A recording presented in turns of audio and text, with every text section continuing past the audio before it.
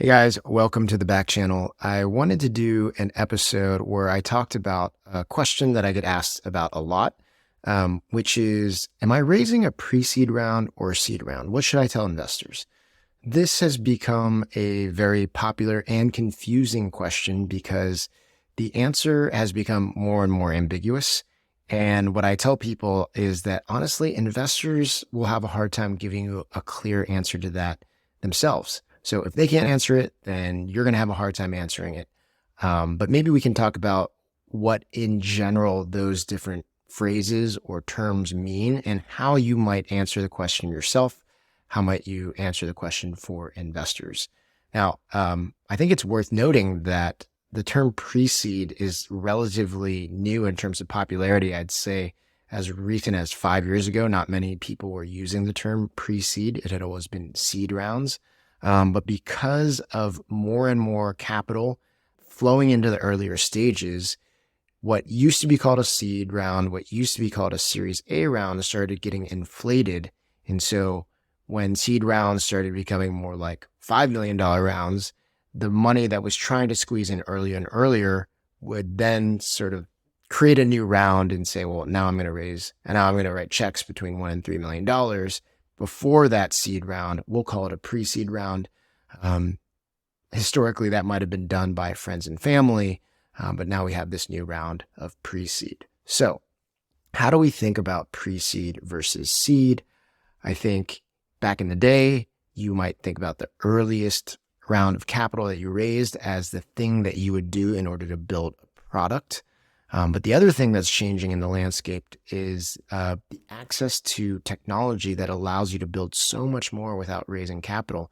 And especially in today's day and age, after a market correction, after the 2021, 2022 hype cycle, I think founders are required to show much more traction at each stage in order to attract investors and get them really excited about doing a deal. So whereas a first round of investment might be called the round that you would use to build your prototype, what I would say is that first round of capital, what we call pre-seed now, is all about validating the opportunity. And that opportunity could mean that a founder does enough to show and communicate to investors that the problem really exists. It could also represent something even earlier for a very exciting team, a team that has a lot of experience, that maybe has exits before. And that opportunity is really all about the team. If you're a startup trying to sell into enterprises, I'm sure you've been dreading getting some sort of certification like SOC 2 or HIPAA. I know I did when I ran my last startup, and it cost us a lot of important deals. Well, you're in luck because not only is there an awesome solution called Vanta that makes the process dead simple, but also funded listeners get $1,000 off their service just by going to vanta.com/funded. Check it out. So within the pre-seed round, I broadly define it as the round that a founder will raise in order to validate the opportunity. Now, when it comes to the seed round, I think it's all about capturing that opportunity. So in seed rounds today, if you are a SaaS tool, if you're a revenue generating product or service, seed rounds get raised off the back of traction that shows that you understand how you're going to capture that opportunity. So that means initial amounts of revenue, enough traction or revenue to show you have a direct path to capturing the opportunity. I think there is some debate on whether or not by the seed round, you'll have to define whether or not you have product market fit.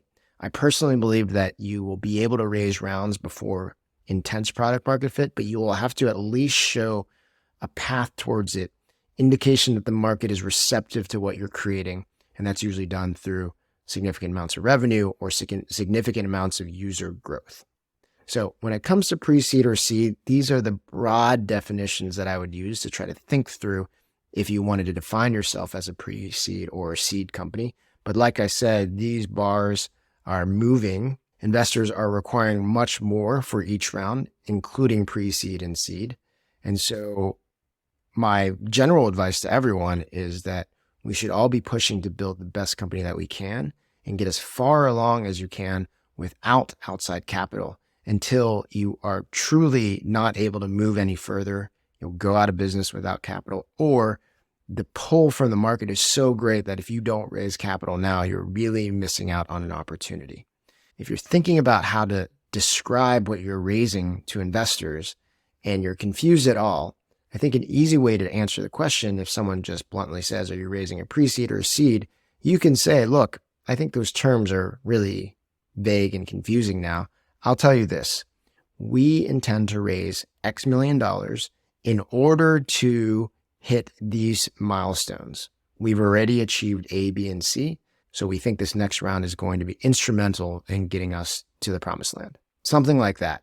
And if you defined the X million of dollars and the things you want to achieve, that will naturally help you land in an area and describe your company in enough detail that an investor should be able to say, oh, I see. Yeah, we would invest in that, or we would not invest in that. I think good investors at the earliest stages will look at anything within that range of pre-seed to seed. So the label doesn't matter as much as you might think. Okay. I know it's a confusing topic. If you have any ideas or if you've heard anything different, let us know. But this is a fun thing to talk about. I bet you in a year's time, we could do the same episode and my answer and my advice to you might be slightly different. So hopefully this was helpful. And I'll see you next time on the back channel.